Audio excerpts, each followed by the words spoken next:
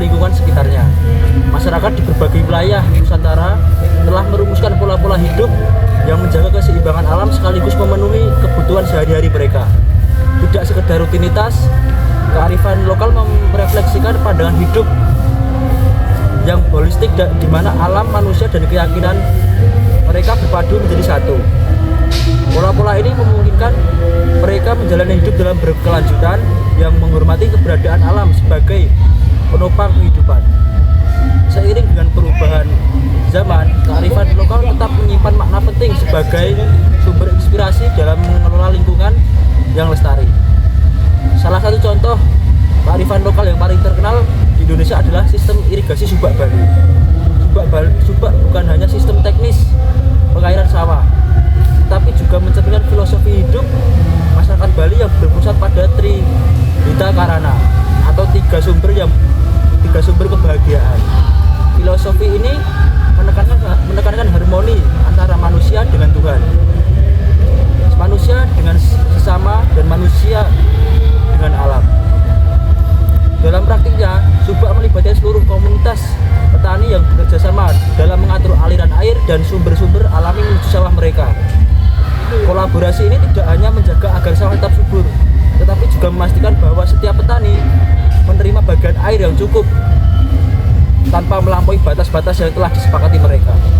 Melalui Subak, masyarakat Bali menunjukkan bahwa kearifan lokal mampu menjadi solusi ekologis sekaligus menjaga kesejahteraan sosial. Di Kalimantan, masyarakat Dayak memiliki tradisi pengelolaan lahan yang disebut tanah ulayat. Tanah ulayat adalah konsep pengelolaan tanah yang bersifat komunal, di mana tanah dianggap sebagai milik bersama yang dikelola dan dijaga oleh seluruh anggota masyarakat. Melalui konsep ini, masyarakat Dayak secara cermat mengatur pemanfaatan lahan untuk bercocok tanam dan memenuhi kebutuhan sehari-hari. Mereka tidak menggunakan lahan secara terus-menerus, melainkan merotasi penggunaan tanah untuk memberi waktu bagi lahan tersebut pulih secara alami. Prinsip ini membantu menjaga keanekaragaman hayati dan kesuburan tanah, sekaligus mencegah kerusakan lingkungan yang disebabkan oleh eksploitasi berlebihan. Dengan begitu, konsep tanah ulayat memungkinkan masyarakat untuk mempertahankan kearifan lokal sekaligus memastikan keberlanjutan sumber daya alam mereka. Sedangkan di Sumatera, suku Baduy di Banten memiliki aturan adat yang ketat dalam menjaga lingkungan mereka. Mereka hidup tanpa menggunakan teknologi modern, menjaga hutan, sungai, dan juga aturan-aturan lainnya yang dianggap sakral.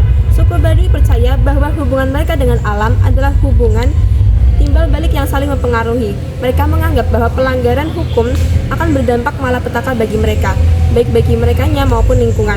Oleh karena itu, mereka menjaga kelestarian hutan dengan ketat, hanya mengambil apa yang mereka butuhkan dan tidak meninggalkan jejak kerusakan.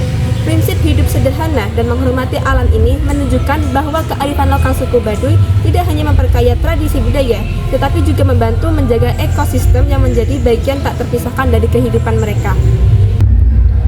Selain itu, masyarakat ada di Papua juga memiliki praktik-praktik khusus dalam mengelola lahan dan hasil bumi. Mereka mengenal pola bercocok tanam berpindah yang dilakukan secara bergilir. Metode ini tidak menggunakan lahan secara terus-menerus, melainkan menggunakan tanah untuk beristirahat selama beberapa musim.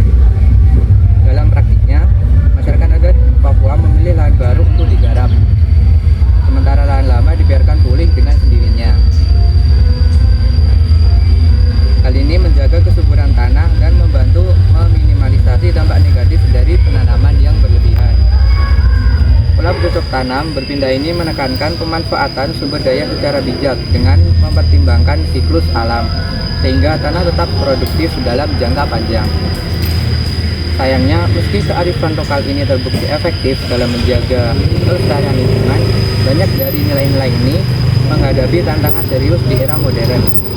Urbanisasi dan modernisasi telah mengubah gaya hidup masyarakat, terutama di daerah perkotaan. Banyak dari praktik kearifan lokal yang mulai ditinggalkan karena dianggap tidak relevan dengan kehidupan saat ini. Selain itu, tekanan dari industri besar juga seringkali mengancam keberadaan kearifan lokal. Misalnya, tambang seringkali mengabaikan prinsip-prinsip tradisional yang dimiliki masyarakat setempat sehingga terjadi degradasi lingkungan dan hilangnya kawasan hutan yang memiliki nilai ekologis yang tinggi. Kendati menghadapi berbagai tantangan, upaya untuk melestarikan kearifan lokal terus dilakukan. Pendidikan lingkungan menjadi salah satu cara untuk mengenalkan kembali nilai-nilai kearifan lokal kepada generasi muda. Pendidikan ini tidak hanya berfokus pada teori tentang lingkungan saja, tetapi juga mengajak generasi muda untuk mengapresiasi praktik-praktik tradisional yang telah lama ada. Dengan memahami nilai-nilai ini, diharapkan generasi muda dapat mengambil peran aktif dalam melestarikan lingkungan dan tidak terjebak dalam pola hidup yang eksploitatif. Selain itu, pelestarian nilai-nilai kearifan lokal melalui kegiatan budaya dan upacara adat juga membantu masyarakat untuk tetap menghargai hubungan harmonis antara manusia dan alam. Beberapa organisasi dan lembaga pemerintah kini juga mulai melibatkan masyarakat lokal dalam pengambilan keputusan terkait pengelolaan lingkungan.